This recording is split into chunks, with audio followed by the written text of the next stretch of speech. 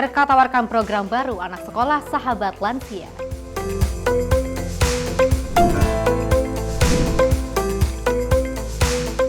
Permohonan maaf Prabowo dinilai sebagai sikap kenegarawanan.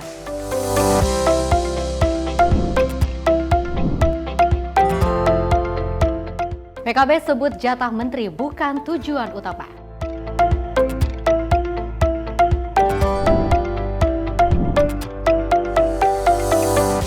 Ketua LPAI apresiasi Kapolri terkait Direktorat PPA dan PPO.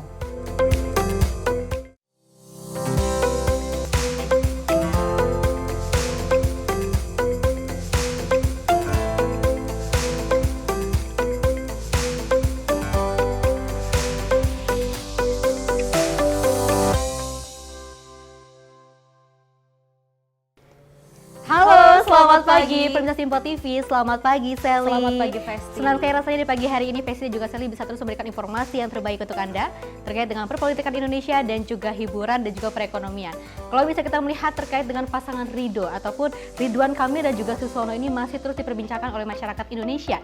Terkait kedua pasangan ini terus melakukan sebuah belusukan dan juga belanja masalah di daerah Jakarta. Terkait dari Suswono dan Ridwan Kamil juga ada berita terkait Prabowo Subianto yang baru saja kemarin melakukan raker bersama Komisi 1 DPR RI, di mana kalau kita lihat ini ada permohonan maaf dari Prabowo Subianto kepada Komisi 1 yang dinilai sebagai sikap kesatria dalam sebagai seorang pemimpin. Luar biasa. Dan tentunya juga pemaparan dan juga pernyataan yang disampaikan oleh Prabowo Subianto ini mendapatkan apresiasi yang sangat luar biasa dari seluruh anggota Komisi 1 DPR RI. Dan informasi menarik lainnya akan terus kami hadirkan. Ini dia Menyapa Pagi Simpo TV selengkapnya.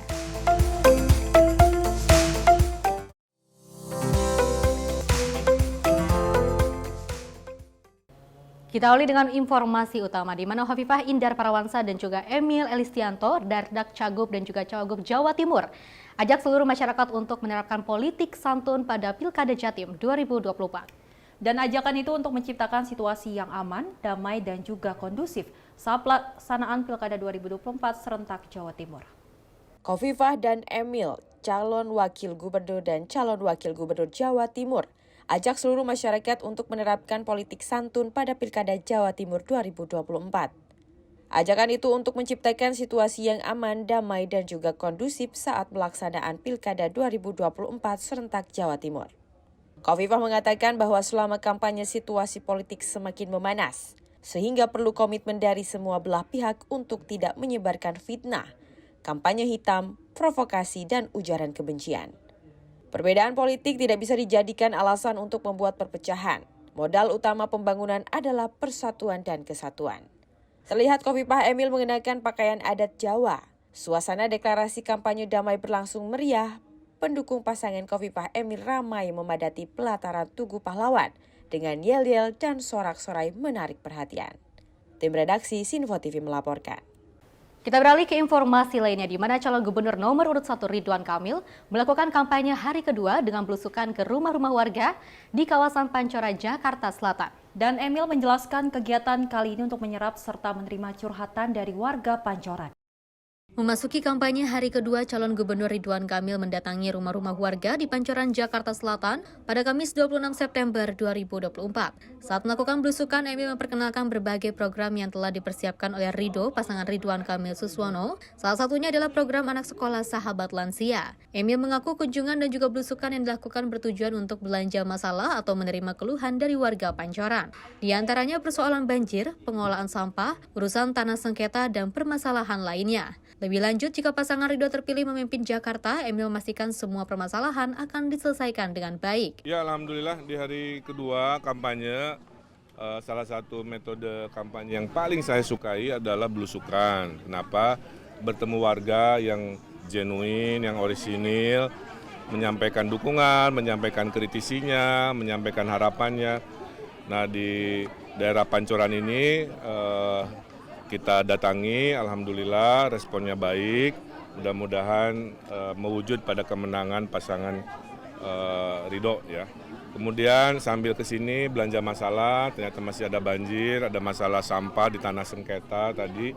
Kemudian penghijauan saya lihat perlu ditingkatkan ya, 3-4 kali lipat. Nanti dari dana RW itulah salah satunya buat penghijauan, buat tukang tamannya ibaratnya ya yang ngurusin. Dari Jakarta, Jihan Nabila, Azul Hakim, Sinpo TV melaporkan. Calon Gubernur Jakarta nomor urut 3, Pramono Anung menyambangi hunian sementara warga Kampung Bayam di Jalan Tongkol Ancol, Pademangan, Jakarta Utara pada hari kemarin. Dan kunjungan Pramono itu dilakukan di hari kedua kampanye menjelang pemilihan gubernur atau Pilgub Jakarta 2024. Dalam video yang diunggah akun media sosial pribadinya, Pramono Anung mengawali hari kedua kampanye dengan mendatangi hunian sementara Kampung Bayam di kawasan Jakarta Utara pada 26 September 2024. Mengawali pertemuannya dengan warga, pasangan calon nomor urut 3 Pramono Rano mengaku sudah melakukan teken surat kesepakatan atau fakta integritas dengan warga Kampung Susun Bayam agar bisa kembali memiliki hunian layak. Dalam kesempatan yang sama, Pramono terlihat mengunjungi beberapa lokasi di hunian Kampung Bayam tersebut, serta melakukan diskusi bersama warga setempat. Sebelumnya, Pramono menyebut persoalan Kampung Bayam bukan soal tiba-tiba, melainkan kasus proyek pembebasan lahan Kampung Bayam terjadi sejak 1992. Calon Wakil Gubernur Jakarta Rano Karno juga mengatakan tengah berupaya mencarikan sebuah solusi untuk menangani polemik wilayah Kampung Bayam tersebut. Tim redaksi Sinpo TV melaporkan. Selain akan menggagas program dokter keliling, pasangan Ridwan Kamil dan juga Suswono ini akan menawarkan program anak sekolah sahabat lansia. Dan calon gubernur Jakarta Ridwan Kamil mengungkapkan bahwa program anak sekolah sahabat anak melibatkan peserta didik yang rencananya berlangsung selama 1 bulan. Calon Gubernur Jakarta nomor urut 1 Ridwan Kamil menjelaskan melalui program tersebut akan mempertemukan sekelompok anak sekolah dengan lansia. Emil menyebut hal ini bertujuan untuk menciptakan interaksi dan juga pertukaran informasi antara anak sekolah dan juga lansia.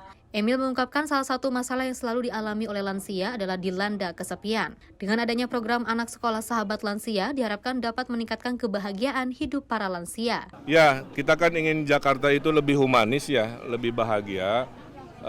Ciri lansia itu kan sering kesepian. Sementara jumlah anak sekolah kan banyak. Nanti kita bikin program anak sekolah sahabat lansia sebulan sekali. Kelompok anak sekolah punya sahabat, misalkan ibu tadi ya. Nanti didatengin sebulan sekali, bawa makan, ajak ngobrol. Apa yang terjadi? Ibu-ibu itu kan nanti nasihatin ya ke anak-anak sahabatnya itu. Anak-anak juga belajar tentang kearifan dari generasi sebelumnya. Dan dua-dua bahagia. Di mana ada dua manusia bertemu pasti bahagia karena niatnya silaturahmi. Dari Jakarta, Jihan Nabila, Azizul Hakim, Sinpo TV melaporkan. Calon Gubernur Jakarta Ridwan Kamil mengaku jika pasangan Ridho terpilih memimpin Jakarta akan menghadirkan program dokter keliling. Dan Emil menyebut program dokter keliling yang digagasnya diharapkan dapat mempermudah masyarakat mendapat pelayanan kesehatan. Program dokter keliling akan digagas oleh calon gubernur dan calon wakil gubernur Jakarta Ridwan Kamil Suswono saat dirinya terpilih memimpin Jakarta 5 tahun ke depan. Hal tersebut diungkapkan Emil usai belusukan atau mendatangi rumah-rumah warga di Pancoran, Jakarta Selatan. Emil menjelaskan program dokter keliling nantinya akan dibiayai oleh Pemprov Jakarta yang dinilai dapat memudahkan masyarakat yang mengalami kesulitan saat berobat. Nantinya program dokter keliling akan datang ke rumah-rumah warga atau ke tempat balai RW masing-masing. Ya, ada dokter keliling nanti dibayarin oleh Pemprov untuk mereka-mereka yang kesulitan berobat ke puskesmas gitu ya. Bentuknya bisa sendiri dokter kelilingnya atau pengobatan seperti ini di tempat-tempat balai RW masing-masing. Jadi tidak selalu warga yang datang ke fasilitas negara, tapi bisa juga negara mendatangi warga dengan inovasi-inovasi. Dari Jakarta, Jihan Nabila, Azizul Hakim, Sinpo TV melaporkan.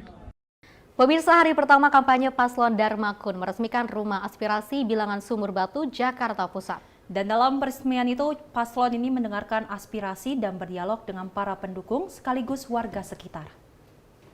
Pada hari pertama masa kampanye Pilkada Jakarta, Paslon Dharma Pongrekun dan juga Kun Wardana meresmikan posko tim ses Kun Fayakun yang diperuntukkan sebagai rumah aspirasi bagi paslon ini di Bilangan Sumur Batu, Jakarta Pusat pada Rabu 25 September 2024. Keduanya menerima aspirasi dan para pendukung, warga setempat sekaligus melakukan dialog sebagai upaya dalam mengupayakan program kerja. Dengan tagline Jakarta Aku Aman, program unggulan ini juga merupakan sebuah program prioritas untuk memberikan perlindungan bagi warga Jakarta.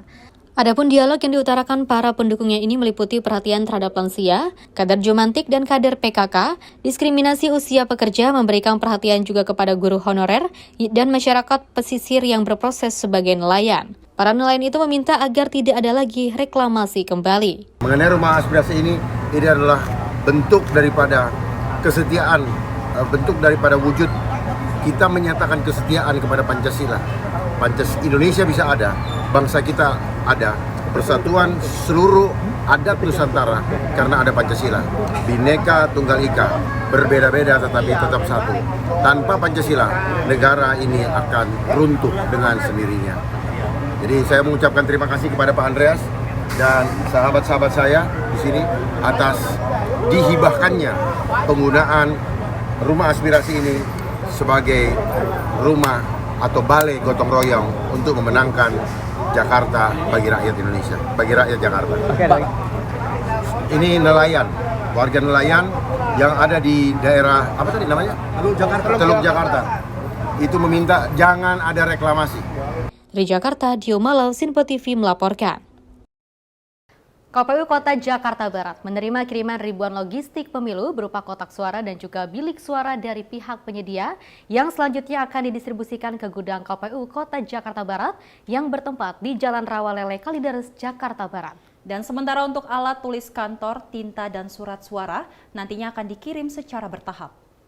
Logistik pemilu yang akan dipergunakan dalam pesta demokrasi pemilihan gubernur dan wakil gubernur daerah khusus Jakarta pada November mendatang mulai didistribusikan. Kali ini Komisi Pemilihan Umum Kota Jakarta Barat menerima logistik pemilu dari pihak penyedia yang didistribusikan langsung ke gudang KPU Kota Jakarta Barat yang bertempat di Jalan Rawalele, Kalideres, Jakarta Barat yang dijadikan lokasi penyimpanan sementara. Logistik pemilu ini terdiri dari 3.468 kotak suara dan 13.808 bilik suara, di mana sebelumnya logistik ini dikirim dari Sidoarjo, Jawa Timur dengan menggunakan truk kontainer. Ketua KPU Kota Jakarta Barat, Endang Istianti, menjelaskan, untuk saat ini baru kotak suara dan bilik suara yang diterima. Sementara untuk tinta, alat tulis kantor, dan juga surat suara nantinya akan dikirim secara bertahap. Sementara guna mengantisipasi serangan rayap, pihak KPU Kota Jakarta Barat telah melakukan antisipasi melalui berbagai upaya, salah satunya dengan fumigasi penyemprotan cairan anti rayap di tiap sudut area gudang sebelum logistik tiba. Kota Jakarta Barat beserta seluruh KPU kota lainnya di DKI Jakarta menerima logistik pemilu berupa kotak dan bilik. Ada 3.468 kotak yang telah datang di gudang KPU Kota Jakarta Barat Rawalele ini, beserta bilik sebanyak 13.808. Kotak bilik ini datang dalam rangkaian truk yang dikawal oleh petugas pengamanan dari pabrik sampai sekarang sudah tiba di gudang kota. Selanjutnya akan kami tata untuk sambil menunggu logistik lainnya, lalu akan kami set. Sementara itu, sebelum dirakit, pihak KPUD Jakarta Barat juga akan melakukan pengecekan terhadap kondisi kotak dan juga bilik suara untuk mengetahui apakah ada kerusakan atau tidak. Tim redaksi Sinpo TV melaporkan. Sally dan juga pemirsa terkait dengan pasangan Ridwan Kamil dan juga Suswono. Ini ada Ridwan Kamil yang belusukan sendirian ke daerah Pancoran, Jakarta. Seperti itu, dia melihat ke berbagai sungai-sungai yang mana masih terdapat sampah-sampah, di mana kalau misalnya kita melihat banyak sekali warga di sana yang curhat kepada Ridwan Kamil terkait dengan masalah yang terjadi di Jakarta adalah kebanjiran, seperti itu ya. Dan mudah-mudahan jika nantinya memang Ridwan Kamil ini akan terpilih menjadi Gubernur DKI Jakarta, ini akan memberantas semua permasalahan yang ada di DKI Jakarta. Salah satunya adalah kebanjiran, dan nanti juga kita akan melihat bagaimana aspirasi dari masyarakat ini bisa diterapkan langsung oleh calon Gubernur Ridwan Kamil. Dan tak hanya yang Fesi saja sebutkan, pemirsa, ini juga ada program dari Ridwan Kamil dan Suswono, yaitu tentang dokter keliling. Yang dimana nantinya masyarakat Jakarta akan mendapatkan pelayanan kesehatan yang cukup mudah. Karena memang nantinya dokter kelilingnya akan berkeliling ke sekitaran lingkungan masyarakat Jakarta. Dan apabila mendapatkan adanya kesakitan, langsung bisa menghubungi atau mengunjungi dokter keliling tersebut. Jadi memang masyarakat Jakarta dipermudah dengan adanya dokter keliling tersebut. Dan ini salah satu langkah yang sangat baik yang dilakukan oleh Ridwan Kamil dan juga Suswono terkait adanya rumah sakit keliling di berbagai daerah ataupun RW-RW yang ada di kota Jakarta, karena kita masih banyak sekali masyarakat Indonesia yang membutuhkan pelayanan kesehatan yang gratis seperti itu ya. Dan mudah-mudahan tidak hanya dilakukan pada saat kampanye saja, tapi ketika selesai kampanye dan juga Pilkada serentak 2024 nanti, ini akan terus berjalan dengan lancar. Pemirsa, informasi lainnya akan terus kami hadirkan usai jeda berikut ini.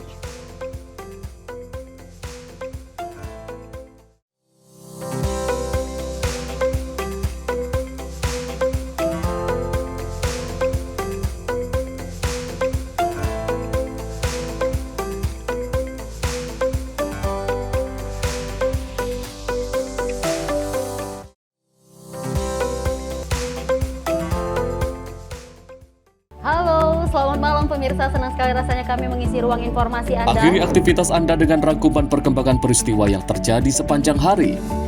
Sebelumnya kita saksikan ada sekitar 3.000 tamu undangan, sementara di Ibu Kota Nusantara ini ada sekitar 2.000 tamu undangan. Rangkaian informasi nasional dan mancanegara dirangkum sebagai penutup hari dalam Menyapa Malam. Setiap Senin hingga Jumat pukul 8 malam, hanya di Sinpo TV. Halo, selamat pagi pemirsa Sinpo TV. Selamat pagi Andi. Selamat pagi, Fen. Beragam informasi terbaru hadir menemani Anda sebelum memulai hari. Itu memang dari Menteri Perhubungan juga mendukung, Betul. dari Menteri Keuangan juga mendukung, dan kita sebagai masyarakat pun juga Harus mendukung.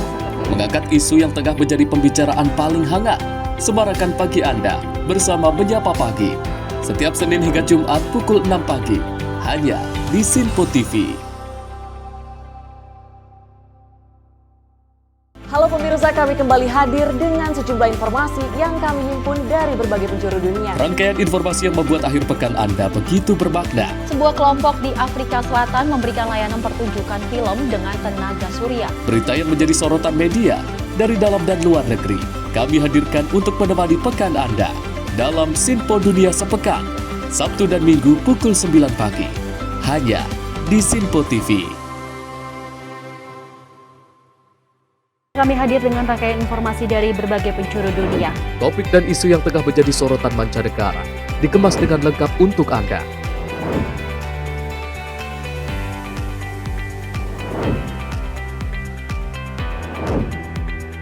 Peristiwa penting yang terjadi dari berbagai belahan dunia ini hadir dalam Sinpo Dunia setiap Senin hingga Jumat pukul 7:30 malam, hanya di Sinpo TV.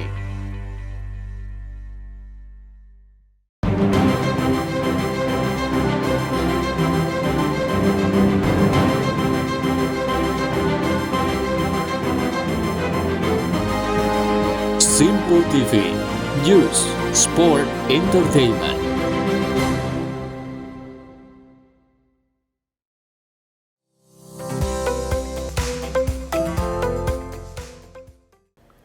Terima kasih pemirsa, masih dalam Menyapa Pagi Sinpo TV dan kita lanjutkan informasinya di mana Komisi 1 DPR RI menggelar rapat kerja terakhir bersama Menteri Pertahanan Prabowo Subianto pada Rabu sore. Dan dalam kesempatan itu Prabowo juga berpamitan kepada mitra kerjanya Komisi 1 DPR RI. Dirinya menyampaikan permintaan maaf jika terdapat kesalahan selama 5 tahun menjadi Menteri Pertahanan. Menteri Pertahanan Prabowo Subianto menghadiri rapat kerja terakhir bersama Komisi 1 DPR di Kompleks Parlemen Senayan, Jakarta pada Rabu sore. Raker tersebut menjadi rapat dengan tingkat kehadiran tertinggi di Komisi 1 dalam beberapa bulan terakhir. Dalam pemaparannya, Prabowo mengungkapkan terima kasih kepada Komisi 1 DPR yang selalu mendukung dan membantu kinerja Kementerian Pertahanan selama dipimpin dirinya. Prabowo mengatakan apa yang dilakukan selama 5 tahun semata-mata hanya untuk kepentingan bangsa Indonesia. Dirinya pun menyampaikan rasa permintaan maaf sekaligus berpamitan kepada Komisi 1 yang merupakan mitra kerja Kementerian Pertahanan. Lebih luas, ia menyebut bahwa tugas lebih besar telah menunggu semua pihak di masa yang akan datang. Saya juga mohon maaf apabila dalam pekerjaan saya selama 5 tahun sebagai Menteri Pertahanan ada sesuatu yang mengecewakan saudara-saudara kalian. Tetapi saya ingin saudara-saudara yakin bahwa niat saya semata-mata adalah untuk menjaga kepentingan dan kedaulatan bangsa Indonesia.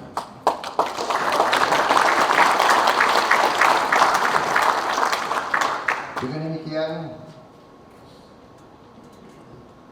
saya mohon diri kepada saudara-saudara dan saya diberitahu bahwa ini adalah mungkin rapat terakhir bagi Komisi 1 dengan Kementerian Pertahanan.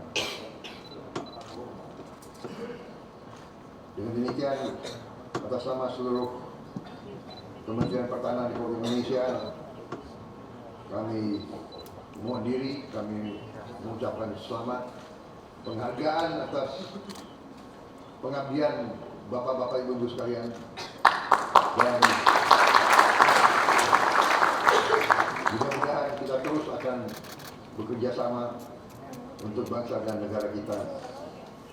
supaya kita bisa mengarungi masa-masa yang mungkin sulit untuk menjaga keselamatan bangsa dan rakyat kita. Tugas yang lebih besar menunggu kita semua. Terima kasih. Semoga Tuhan Yang Maha Besar senantiasa menyertai bapak-bapak ibu-ibu dalam pengabdian bapak-bapak ibu kepada negara dan bangsa. Dan semoga Indonesia selalu kuat dan jaya. Terima kasih. Wassalamualaikum. Dari Jakarta, Fahrizal Dava, Sinpo TV melaporkan. Ketua Komisi 1 DPR memuji tingkat kehadiran para anggota Komisi 1 dalam raker bersama Menhan, Menlu, serta Menkumham. Dalam rapat terakhir bersama Menteri Pertahanan dihadiri oleh 9 fraksi dengan total kehadiran fisik sebanyak 40 orang. Dalam rangka pembicaraan tingkat 1 terhadap 5 rancangan undang-undang RUU Kerjasama Bidang Pertahanan, Ketua Komisi 1 DPR RI Meutia Hafid turut menyampaikan apresiasi atas tingkat kehadiran yang tinggi dalam rapat kerja ini. Adapun Komisi 1 DPR RI melakukan rapat kerja bersama Menteri Pertahanan Prabowo Subianto, Menteri Hukum dan HAM Supratman Andi Aktas, serta Menteri Luar Negeri yang diwakili oleh Wakil Menteri Luar Negeri Pahala Mansuri. Tingkat kehadiran fisik ini dihadiri oleh seluruh pimpinan Komisi 1 DPR, serta 40 anggota dari 9 fraksi yang ada. Meutia menyoroti raker kali ini merupakan tingkat kehadiran tertinggi di Dewan Perwakilan Rakyat, DPR selama kurun waktu 3 hingga 6 bulan kebelakang. Di sela pembukaan raker tersebut, Meutia turut memberikan ucapan selamat kepada Prabowo Subianto sebagai presiden terpilih yang mampu mendapatkan 96 juta suara rakyat Indonesia dalam gelaran pemilihan presiden Februari lalu. Bapak Ibu pimpinan maupun anggota Komisi 1 yang terhormat, hadir di hadapan Bapak Menhan seluruh pimpinan. Dan ini jarang terjadi, Pak. Mungkin baru hari ini. Dan dalam rapat pertama dengan Menhan, lengkap 5-5-nya hadir. Kemudian anggota Komisi 1 yang hadir juga seluruh fraksi, 9 fraksi hadir dengan kehadiran fisik ada 40 orang. Jadi ini juga mungkin angka tertinggi dalam 3 bulan terakhir atau mungkin 6 bulan terakhir. Apa Pak Dev, 1 tahun terakhir juga ini mungkin tertinggi. Baik, saya sebelum membuka akan menyampaikan bahwa saya sebetulnya mengumpulkan keberanian yang luar biasa dan cukup lama untuk mengundang mitra kami Bapak Menteri Pertahanan. Bukan karena takut dengan Pak Prabowo-nya, tapi kepada beliau saat ini melekat 96 juta suara pemilih rakyat Indonesia. Dari Jakarta, tim redaksi Sinpo TV melaporkan. Pemirsa, pengamat politik Ujang Komarudin menilai bahwa permohonan maaf Prabowo Subianto di hadapan Komisi 1 DPR menunjukkan sikap kesatria sebagai seorang pemimpin. Menurutnya sikap yang ditunjukkan Prabowo merupakan hal yang positif untuk kedepannya. Saat rapat terakhir bersama Komisi 1 DPR RI, Menteri Pertahanan Prabowo Subianto menyampaikan permohonan maaf kepada Komisi 1 selama 5 tahun bermitra dengan Kementerian Pertahanan. Pengamat politik Ujang Komarudin menilai bahwa permohonan maaf Prabowo tersebut merupakan sikap kesatria yang ditunjukkan sebagai seorang pemimpin. Dan Ujang melihat hal ini adalah positif, di mana sebagai seorang Menteri Pertahanan berani meminta maaf di hadapan Komisi 1 jika selama bermitra masih terdapat kurangnya. Walaupun pihak Komisi 1 telah melihat deretan hasil kerja kerasnya dalam mengemban tugas selama 5 tahun. Permohonan maaf dari Pak Prabowo tersebut merupakan sikap yang kesatria, sikap yang gentleman ya. Dalam konteks ya tentu sebagai manusia biasa tentu ada minus-minus, ada kekurangan yang itu perlu meminta maaf kepada siapapun yang termasuk di hadapan Komisi 1. Yang kedua tentu itu adalah kerendahan hati seorang pemimpin di mana Pak Prabowo ini menunjukkan bahwa ya tidak ada yang sempurna manusia itu karena bukan malaikat. Oleh karena itu saya melihatnya itu sesuatu yang positif, sesuatu yang baik yang ditunjukkan oleh Pak Prabowo ya tentu sebagai bagian teladan ya untuk masyarakat Indonesia bahwa sejatinya ketika bekerja walaupun sudah sebaik mungkin, walaupun sudah dianggap sukses, sudah dianggap berprestasi, ya tetap saja harus meminta maaf dengan segala kekurangan yang ada. Saya sih melihatnya ini adalah bagian daripada sikap kenegarawanan seorang Prabowo yang ditunjukkan ya di depan Komisi 1 bahwasannya ya tentu sebagai Menhan sudah bekerja dengan baik. Kalaupun misalkan ada kurang-kurang ya tentu minta untuk dimaafkan seperti itu. Dari Jakarta, tim redaksi Sinpo TV melaporkan. Pemirsa dan juga Sally, pada hari Rabu kemarin di mana Menhan Prabowo Subianto ini menghadiri raker bersama Komisi 1 DPR RI, di mana pada saat pelaksanaan tersebut Prabowo Subianto mengucapkan terima kasih dan juga permohonan maafnya selama mengemban menjadi seorang Menteri Pertahanan Republik Indonesia. Kalau kita melihat terkait dengan track record yang dilakukan oleh Presiden terpilih Prabowo Subianto adalah sesuatu yang sangat luar biasa ketika melakukan sebuah tugas sangat luar biasa. Dan kalau misalnya kita melihat, kalau kata Mutia Hafid ini mengatakan suatu kehormatan baginya terkait dengan adanya kehadiran dari Menhan Prabowo Subianto. Dan memang ada respon juga dari pengamat politik Ujang Komarudin yang menilai bahwa permohonan maaf dari Prabowo Subianto ini merupakan sikap kesatria sebagai seorang pemimpin. Di mana memang kalau kita lihat ini Komisi 1 sangat bangga dengan kinerja dari Prabowo selama 5 tahun menjabat, di mana banyak sekali Prabowo melakukan kerjasama di berbagai negara untuk meningkatkan pertahanan Indonesia. Kita berharap bahwasanya nantinya Menteri Pertahanan selanjutnya di pemerintahan Prabowo Subianto dan Gibran Rakabuming Raka dapat melanjutkan program sebelumnya menjadi lebih baik lagi pastinya, Pesi. Betul. Kita beralih ke informasi lainnya, di mana Ketua DPP Partai PDIP Puan Maharani ini masih merahasiakan jadwal pertemuan antara Ketua Umum Gerindra sekaligus Presiden terpilih Prabowo Subianto dengan Ketua Umum PDIP Megawati Soekarnoputri. Puan mengatakan kedua ketua umum partai politik ini dipastikan akan bertemu jika waktunya dinilai sudah tepat. Hal tersebut disampaikan langsung oleh Ketua PDIP Puan Maharani saat ditemui di Komplek Parlemen Senayan, Jakarta. Puan mengatakan Prabowo Subianto dan Megawati Soekarnoputri sama-sama punya keinginan untuk segera bertemu. Namun pertemuan kedua tokoh tersebut belum terwujud dikarenakan belum menemukan waktu yang tepat. Dirinya pun menilai tempat bukanlah menjadi hal penting untuk melaksanakan pertemuan, melainkan pertemuan tersebut yang menjadi utama. Ya insya Allah akan segera kita adakan pertemuan antara Ibu Mega dengan Pak Prabowo dalam waktu yang timingnya tepat, ya nggak saling tunggu-tungguan kan. Beliau berdua mempunyai jadwal yang sama-sama sibuk, namun kita sudah bicara juga bersama-sama yang bisa saya sama-sama pahami, beliau berdua sama-sama berkeinginan untuk saling bertemu di tempat yang asik. Ya, tempat kan hanya tempat, yang pasti yang paling penting adalah pertemuan. Dari Jakarta, tim liputan Sinpo TV melaporkan. Partai Gerindra menyebut rencana pertemuan antara Presiden terpilih Prabowo Subianto dengan Ketua Umum PDI Perjuangan Megawati Soekarnoputri saat ini tengah dikomunikasikan. Dan Ketua Harian DPP Gerindra Dasko mengungkapkan dari kedua pihak tengah melakukan pencocokan terkait waktu pertemuan. Rencana pertemuan antara Presiden terpilih Prabowo Subianto dengan Ketua Umum PDI Perjuangan Megawati Soekarnoputri tengah mencuat. Merespon hal ini, Ketua Harian DPP Gerindra Dasko menjelaskan bahwa komunikasi intens tengah terjalin di antara kedua belah pihak. Komunikasi disebut hanya tinggal mencocokkan jadwal waktu dan tempat pertemuan kedua tokoh tersebut. Jadi sebenarnya begini, komunikasi sudah dijalankan, tetapi kemudian masalah tanggal, masalah tempat ini juga masih dipastikan karena masing-masing saling mencocokkan. Yang pasti soal makanan sudah ditentukan, itu aja. Oke? Dari Jakarta, tim liputan Sinpo TV melaporkan. Terkait dengan dinamika politik yang sempat terjadi huru-hara dan juga pro dan juga kontra di kalangan masyarakat Indonesia terkait hubungan antara Presiden terpilih Prabowo Subianto dan juga Megawati Soekarnoputri, digadang-gadang ada hubungan keretakan.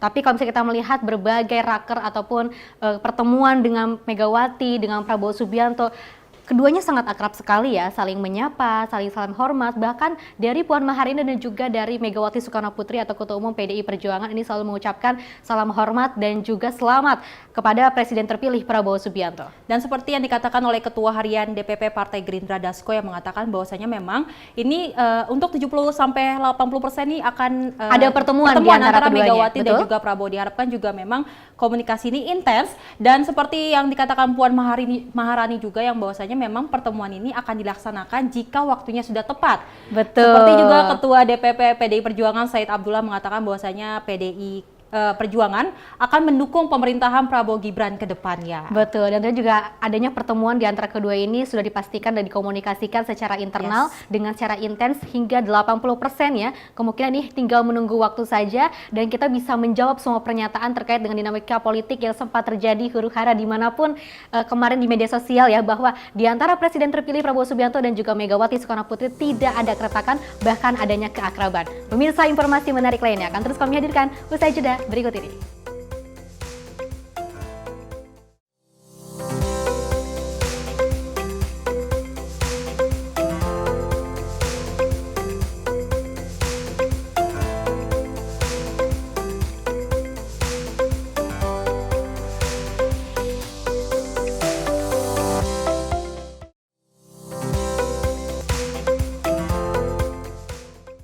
Halo, selamat malam pemirsa. Senang sekali rasanya kami mengisi ruang informasi Anda. Akhiri aktivitas Anda dengan rangkuman perkembangan peristiwa yang terjadi sepanjang hari.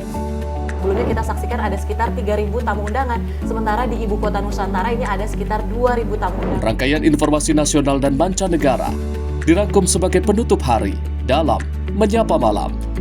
Setiap Senin hingga Jumat pukul 8 malam, hanya di Sinpo TV. Halo, selamat pagi pemirsa Sinpo TV. Selamat pagi Andi. Selamat pagi, Fen. Beragam informasi terbaru hadir menemani Anda sebelum memulai hari. Itu memang dari Menteri Perhubungan juga mendukung, Betul. dari Menteri Keuangan juga mendukung, dan kita sebagai masyarakat pun juga Harus mendukung. Mengangkat isu yang tengah menjadi pembicaraan paling hangat.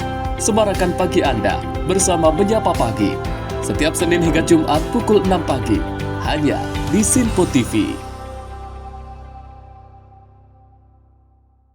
Halo pemirsa, kami kembali hadir dengan sejumlah informasi yang kami himpun dari berbagai penjuru dunia. Rangkaian informasi yang membuat akhir pekan Anda begitu bermakna. Sebuah kelompok di Afrika Selatan memberikan layanan pertunjukan film dengan tenaga surya. Berita yang menjadi sorotan media dari dalam dan luar negeri, kami hadirkan untuk menemani pekan Anda dalam Sinpo Dunia Sepekan, Sabtu dan Minggu pukul 9 pagi, hanya di Sinpo TV. Kami hadir dengan rangkaian informasi dari berbagai penjuru dunia. Topik dan isu yang tengah menjadi sorotan mancanegara dikemas dengan lengkap untuk Anda.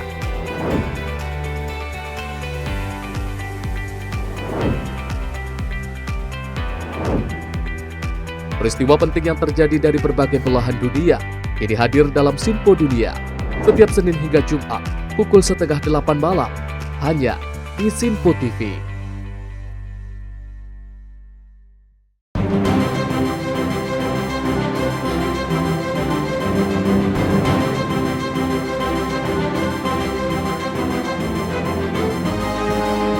Sinpo TV, News, Sport, Entertainment.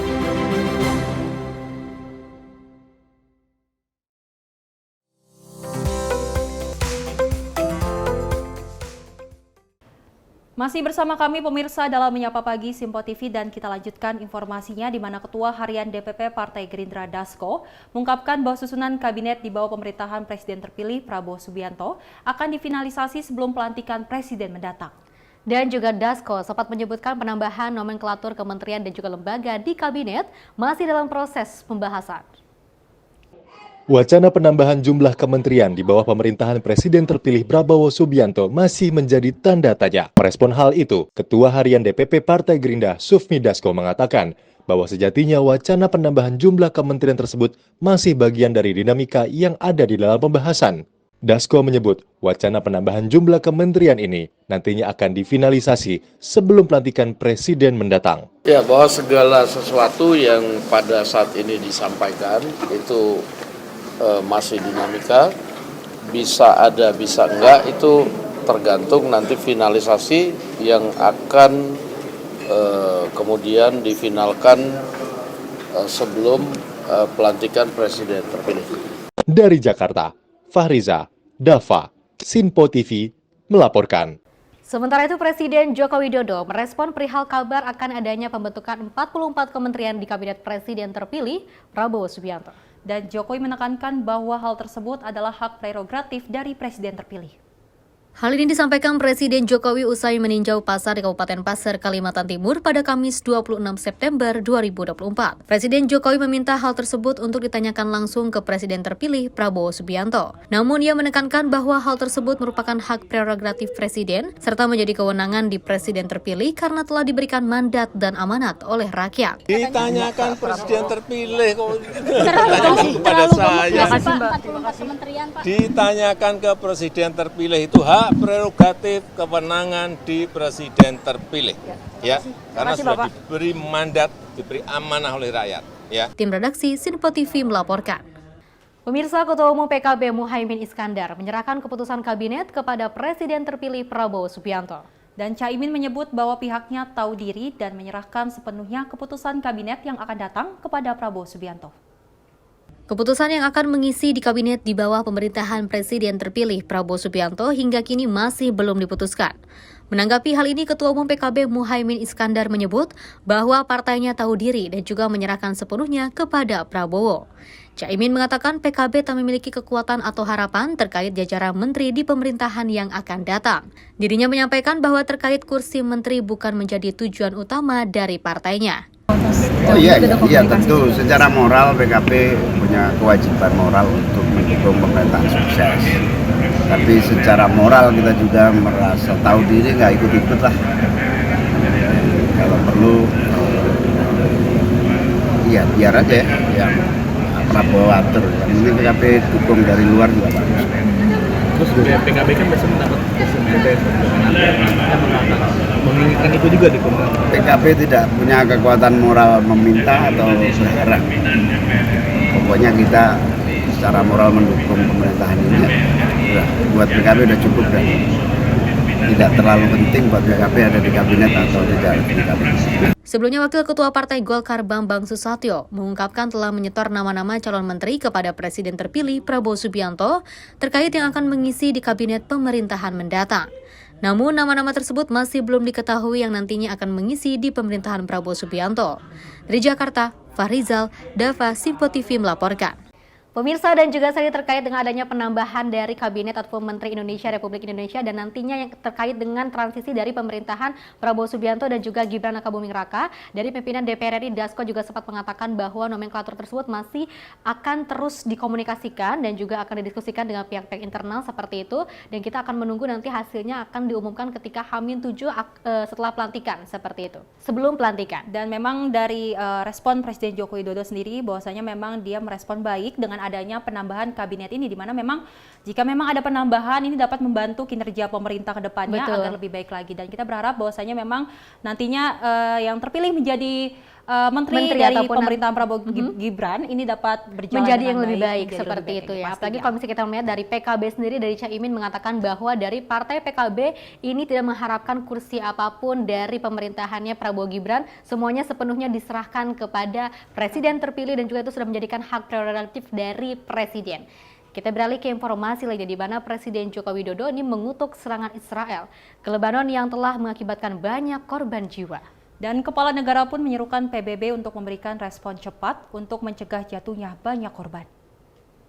Hal ini disampaikan Presiden Joko Widodo di kawasan Ibu Kota Nusantara, Kalimantan Timur pada Rabu 25 September 2024. Krisis yang tengah berlangsung di Lebanon telah menimbulkan keprihatinan internasional, termasuk dari pemerintah Indonesia. Presiden Joko Widodo dengan tegas mengutuk serangan Israel ke Lebanon yang telah menimbulkan ratusan korban jiwa. Respon Presiden Jokowi menegaskan komitmen Indonesia untuk mendukung perdamaian dunia.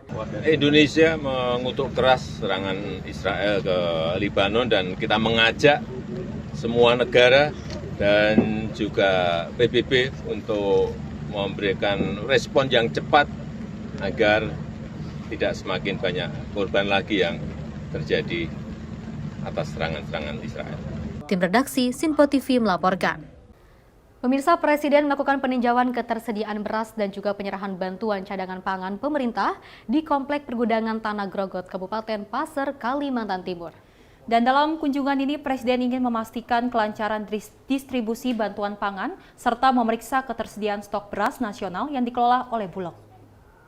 Dalam keterangan pers usai meninjau persediaan beras di Kompleks Pergudangan Tanah Grogot, Kabupaten Pasir, Kalimantan Timur, pada Kamis 26 September, Presiden Joko Widodo memastikan kelancaran distribusi bantuan pangan, serta memastikan ketersediaan stok beras nasional yang dikelola oleh Bulog. Presiden menegaskan bahwa penyaluran bantuan pangan ini merupakan langkah awal dari program yang lebih luas yang akan dilakukan di daerah lain di seluruh Indonesia. Kondisi harga beras yang baik berbanding lurus dengan harga gabah yang menguntungkan petani. Jokowi sampaikan bahwa harga gabah yang sebelumnya 4.200 kini meningkat menjadi 6.000. Ya, ini kita mulai memberikan bantuan pangan 10 kilo untuk bulan Oktober. Dimulai dari Kabupaten Pasir dan tadi sudah diterima oleh masyarakat. Saya kira nanti di kabupaten lain, provinsi lain juga segera dimulai di awal Oktober. Pak, Bank Dunia mencatat beras Indonesia paling murah se-ASEAN, tapi pendapatan petani masih... Coba dilihat harga beras FOB itu berapa. Kira-kira 530 sampai 600 US dollar. Ditambah cost itu freight cost kira-kira 40-an dolar. Coba dihitung berapa. Jadi kalau membandingkan itu mestinya di konsumen, ya itu akan kelihatan. Mestinya kalau harga beras baik, artinya harga gabah juga baik. Kalau harga gabah baik, artinya harga jual petani juga mestinya baik.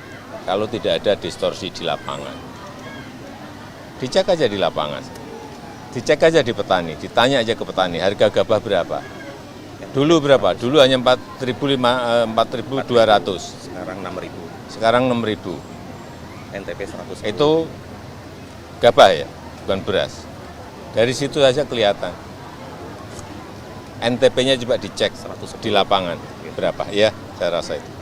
Dalam hal yang sama, Kepala Negara juga meminta kepada daerah-daerah yang berlokasi di sekitar ibu kota Nusantara untuk mempersiapkan diri dalam mendukung kebutuhan pangan di kawasan tersebut. Presiden menyoroti pasokan masakan seperti sayuran, buah-buahan, dan beras harus dilokalisir dari daerah sekitar IKN melihat pentingnya perencanaan terintegrasi sumber penyediaan yang baik. Semuanya disiapkan, IKN-nya sendiri kan belum selesai, mungkin masih 10 tahun atau 15 tahun yang akan datang. Artinya provinsi di sekitar IKN, kabupaten kota di sekitar IKN harus mempersiapkan diri. Misalnya urusan suplai untuk sayurnya dari mana, suplai ayamnya dari mana, suplai berasnya dari mana. Kalau nggak cukup, berarti harus ambil dari provinsi lain. Tapi kalau bisa mestinya disiapkan dari Provinsi Kalimantan Timur sendiri, didukung oleh kabupaten di sekitar ibu kota Nusantara, baik buah, baik sayur, baik beras, dan bahan-bahan pokok lainnya, sehingga betul-betul memberikan manfaat ekonomi pada masyarakat. Tetapi kalau kita lihat growth, pertumbuhan ekonomi di Provinsi Kaltim, silahkan tanya Pak Gubernur Kaltim nanti. Kemudian di kabupaten dan kota, misalnya di Balikpapan berapa? Saya pastikan naik tidak kecil. Tim redaksi Sinpo TV melaporkan.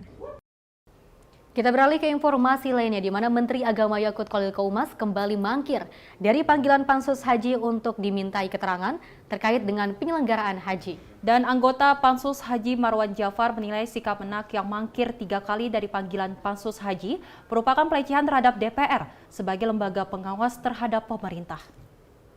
Menteri Agama Yakut Khalil kembali mangkir tidak menghadiri panggilan Panitia Khusus Haji atau Pansus Haji. Panggilan tersebut merupakan panggilan ketiga dari Pansus Haji untuk meminta keterangan Menak tersebut terkait penyelenggaraan haji. Adapun alasan tidak hadirnya Menak yakni dikarenakan sedang berada di luar negeri sehingga dinilai menghindari undangan rapat bersama Pansus Haji. Anggota Pansus Haji Marwan Jafar juga menilai hal ini merupakan pelecehan DPR yang merupakan lembaga yang memiliki fungsi pengawasan terhadap pemerintah. Ya kita sudah baik-baik kan mengundang dan seterusnya. Bahwa tidak hadir itu kan urusan yang tidak hadir.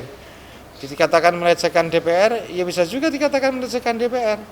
Tapi faktanya memang tidak hadir. Ini bukan pansus biasa loh ya. Ini pansus angket yang sifatnya itu penyelidikan terhadap kasus-kasus yang ada. Bahkan pansus angket ini kan juga bisa memanggil siapapun. Seperti itu dalam Undang-Undang MP3. Dari Jakarta, Tim Liputan Sinpo TV melaporkan. Pemirsa, lagi-lagi Menak ini mangkir kalau misalnya kita melihat terkait dengan undangan rapat untuk dimintai sebuah keterangan di mana dari Pansus Haji ini sudah memberikan sebuah surat ya kepada Menak untuk melakukan sebuah keterangan terkait dengan evaluasi haji seperti itu ya. Banyak sekali kekeliruan dan juga banyak sekali yang harus dipertanyakan, dan kalau kita melihat ini banyak pembuktian bahwa adanya korupsi di dalamnya. Betul. Seperti itu. Dan memang seperti yang dikatakan oleh anggota Pansus Haji mengatakan bahwasanya memang mereka punya alat bukti yang lengkap bagaimana memang ini ada penyelewengan dana ataupun korupsi yang terjadi pada Haji 2024. Di mana memang ini kita lihat Menak kembali mangkir lagi dari panggilan Pansus, ya di mana harusnya dijadwalkan di tanggal 27 September ini adalah rapat terakhir bersama Pansus mengenai bagaimana evaluasi Haji 2024. Kalau tidak diselesaikan memang katanya ini akan menghambatkan ibadah haji di tahun 2025. Seperti itu ya. Kalau misalnya kita melihat terkait dengan penundaan dari rapat bersama dengan Menak ini sempat dilakukan juga sebelumnya dan akan diundur kepada tanggal 27 September 2024. Kita lihat saja kalau misalnya kita melihat banyak sekali dari Pansus Haji juga sangat menunggu dari kabar dari Menak, karena kalau misalnya kita lihat sesuai dengan aturan yang berlaku memang seharusnya dari Menak sendiri untuk memberikan sebuah keterangan seperti itu. Pemirsa, informasi menarik lainnya akan terus kami hadirkan usai jeda berikut ini.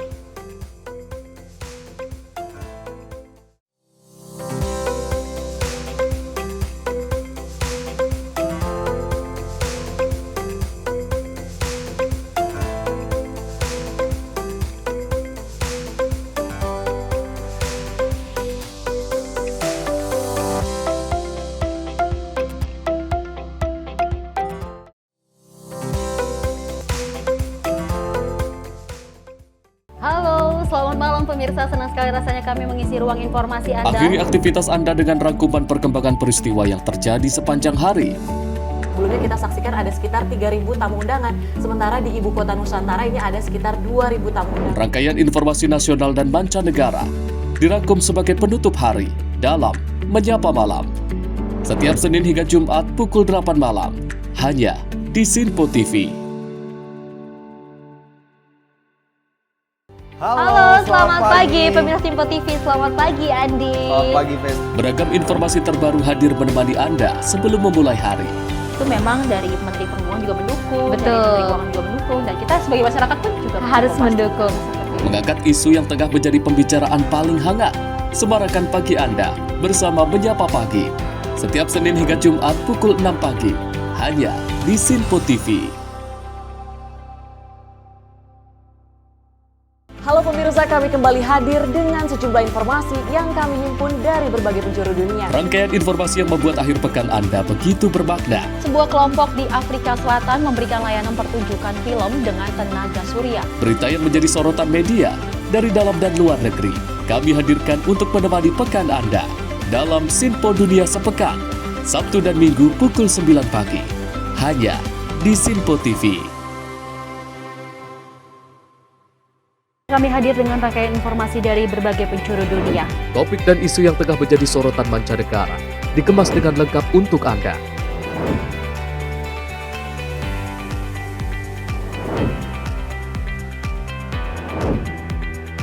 Peristiwa penting yang terjadi dari berbagai belahan dunia ini hadir dalam Sinpo Dunia setiap Senin hingga Jumat pukul 7:30 malam, hanya di Sinpo TV.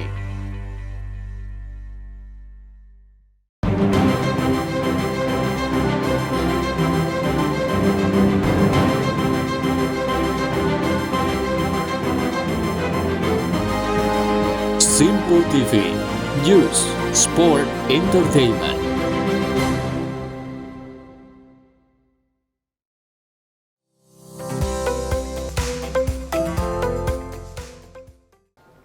Terima kasih pemirsa, masih dalam Menyapa Pagi Sinpo TV, dan kita lanjutkan informasi peristiwa di segmen terakhir kita kali ini, di mana ada perkembangan dari laporan yang dibuat selebgram Aziza Salsa ke 12 akun media sosial. Laporan itu atas dugaan penyebaran hoaks dan juga pencemaran nama baik.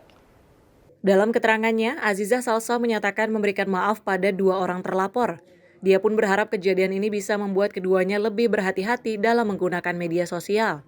Zize meminta Andreas dan N untuk tidak lagi melakukan hal yang sama pada masa yang akan datang. apalagi ketika informasinya belum dapat dipastikan kebenarannya.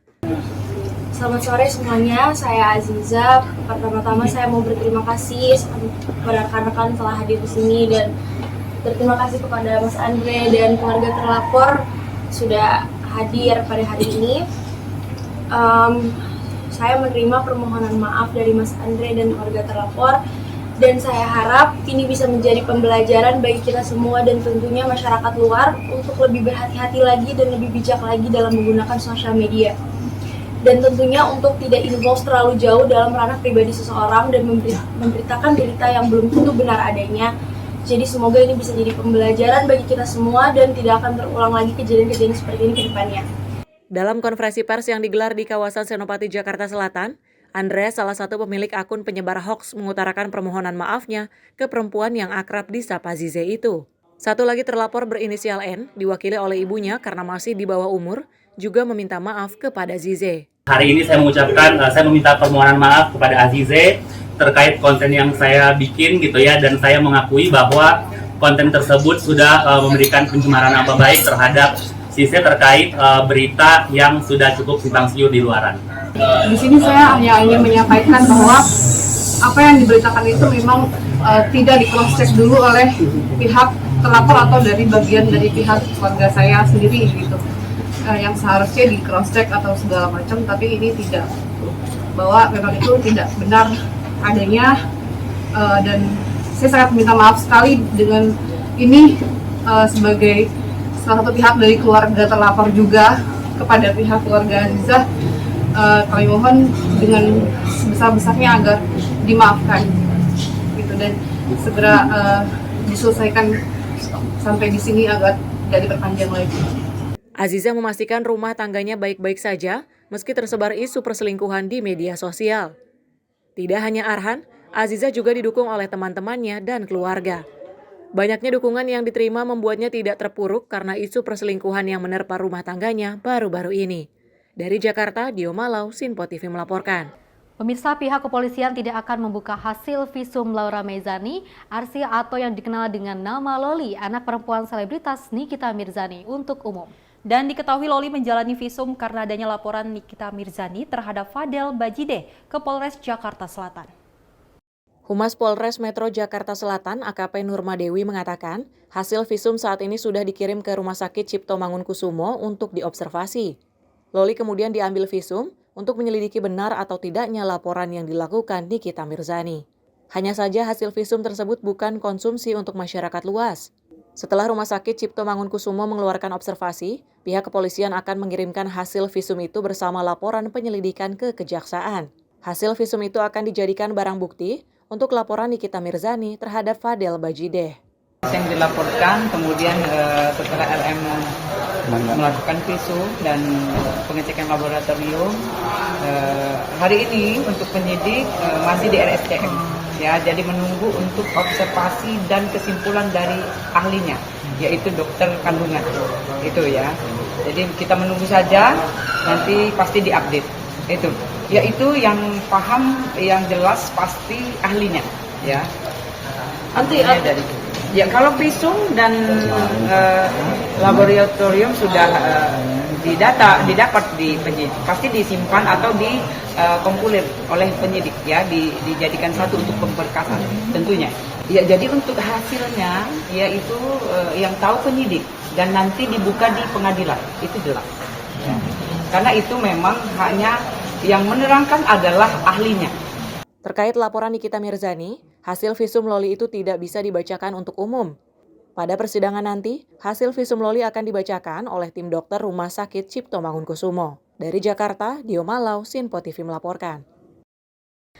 Pemirsa, petugas Badan Narkotika Nasional bersama TNI menggagalkan penyeludupan belasan kilogram narkotika, jenis sabu dan juga puluhan ribu ekstasi dari 3 lokasi berbeda. Dan 2 diantaranya diamankan di wilayah perbatasan Indonesia-Malaysia. Sementara 4 tersangka yang diringkus terancam hukuman seumur hidup ataupun mati. 4 orang tersangka diringkus oleh petugas Badan Narkotika Nasional Indonesia bersama pihak TNI lantaran terbukti melakukan aksi penyelundupan narkotika jenis sabu seberat 15,5 kg dan 48.572 ekstasi dari 3 lokasi berbeda. Di Jalan Raya Aceh Medan Pangkalan Berandan Puraka, Sumatera Utara, tim BNN meringkus 3 orang tersangka dan menemukan narkotika jenis sabu seberat 15 kg serta 10.345 ekstasi yang disembunyikan di dalam mobil yang digunakan para tersangka. Sementara di wilayah perbatasan Indonesia-Malaysia, petugas TNI dari Kodam 12 Tanjung Pura, Kalimantan Barat juga menggagalkan penyelundupan narkotika jenis sabu seberat 550,4 gram dan 38.342 ekstasi. Di perbatasan ini 1 orang turut diamankan. Penangkapan di wilayah perbatasan tersebut kemudian dilimpahkan ke petugas Badan Narkotika Nasional guna penyidikan lebih lanjut. Setelah itu barang bukti hasil penangkapan langsung dimusnahkan di halaman parkir kantor Badan Narkotika Nasional Republik Indonesia di Jalan MT Haryono Cawang, Jakarta Timur. Atas penangkapan ini, petugas berhasil menyelamatkan lebih dari 50.000 jiwa dari penyalahgunaan narkotika. Narkotika berupa 15.486 gram sabu dan 48.572 butir ekstasi diperoleh dari hasil pengungkapan 3 kasus tindak pidana narkotika dengan melibatkan 4 orang tersangka.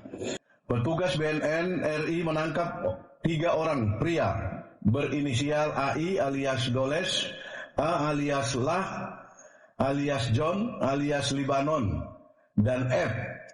Ketiganya diamankan petugas bersama narkotika jenis sabu seberat 15,001,6 gram. Atas perbuatannya, para tersangka dijerat pasal 114 ayat 2, pasal 112 ayat 2 Undang-Undang Republik Indonesia nomor 35 tahun 2009 tentang narkotika dengan ancaman hukuman seumur hidup atau mati. Dari Jakarta Timur, Sultoni melaporkan. Polri membentuk Direktorat Tindak Pidana Pelayanan Perempuan dan juga Anak serta Pidana Perdagangan Orang. Hal itu mendapatkan apresiasi dari sejumlah pihak, salah satunya Lembaga Perlindungan Anak Indonesia. Dan diharapkan pembentukan direktorat ini bisa benar-benar melindungi perempuan dan anak, serta mengungkapkan kasus-kasus yang selama ini terkendala di berbagai hal. Kapolri Jenderal Polisi Listio Sigit Prabowo resmi membentuk Direktorat Tindak Pidana Terhadap Perempuan dan Anak serta Pidana Perdagangan Orang di tubuh Polri. Pembentukan ini diatur melalui surat telegram bernomor ST 21009/Cap 2024 yang diterbitkan pada 20 September 2024. Tujuan utama pembentukan direktorat baru ini adalah untuk meningkatkan perlindungan terhadap perempuan, anak, dan kelompok rentan lainnya yang kerap menjadi sasaran berbagai bentuk kejahatan yang meresahkan masyarakat.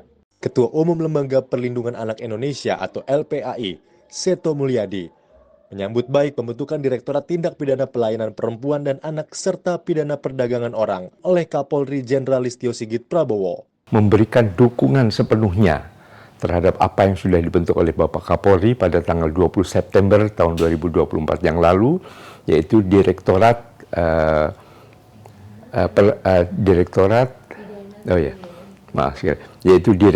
Pidana Perlindungan Perempuan dan Anak dan juga Direktorat Perdagangan Orang. Karena kami melihat sendiri cukup banyak pelaku-pelaku kekerasan, kejahatan seksual, kejahatan kekerasan dan sebagainya terhadap perempuan dan anak yang kadang-kadang masih terkendala berbagai permasalahan, sehingga mudah-mudahan dengan adanya direktorat ini di bawah Bariskrim, Polri betul-betul dapat meningkatkan penindakan yang tegas terhadap para pelaku-pelaku tersebut. Dengan adanya unit baru Polri itu, Kak Seto berharap adanya peningkatan pengungkapan kasus kejahatan terhadap perempuan dan anak karena banyaknya pelaku kekerasan hingga kejahatan seksual terhadap perempuan dan anak yang pengungkapannya terkendala berbagai hal. Dari Jakarta, tim redaksi Sinpo TV melaporkan. Kasus kekerasan anak dan juga terhadap perempuan juga sangat marak di Indonesia seperti itu ya. Kalau kita melihat Sally dan juga pemirsa, ini adalah kasus yang sangat mengerikan di Indonesia. Betul. Ya. Ini harus segera diberantas, apalagi tidak hanya kasus kekerasan ini tidak hanya ada di keluarga ataupun rumah tangga, tapi juga di kalangan masyarakat di berbagai manapun. Ini masih ada loh kekerasan dan juga tindak kekerasan yang memang dilakukan oleh orang-orang yang tidak bertanggung jawab. Kalau misalnya kita melihat dari pihak kepolisian, kita harus sangat mengapresiasi ya langkah dan juga salah satu satu yang harus dilakukan oleh pihak kepolisian dengan membentuk sebuah pemberdayaan anak dan juga perempuan untuk melindungi perempuan dan juga anak di seluruh masyarakat Indonesia. Dan memang ini mendapat respon baik dari Menteri PPPA Bintang Puspayoga yang mengatakan bahwasanya ini sangat baik langkahnya karena memang indeks kejahatan pada perempuan dan anak ini sangat tinggi ya Fesi. Dimana kalau ini Kapolri membentuk direktorat ini membantu sekali bagaimana peran perempuan dan anak ini terlindungi di Indonesia. Kita mengharapkan bahwasanya memang tindak kekerasan pada perempuan dan anak tidak terjadi lagi di bisa Indonesia. menurun ya di Indonesia. Betul, dan kita harapkan seluruh masyarakat Indonesia terkhusus lagi bagi anak-anak harus selalu dalam pengawasan orang tua dan perempuan harus bisa menjaga dirinya dengan jauh lebih baik lagi dan harus tetap waspada. Pemirsa, informasi tadi sekaligus mengakhiri jumpa kita. Saya Festi Rahmadi dan saya Selis Regar. Terima kasih dan sampai jumpa.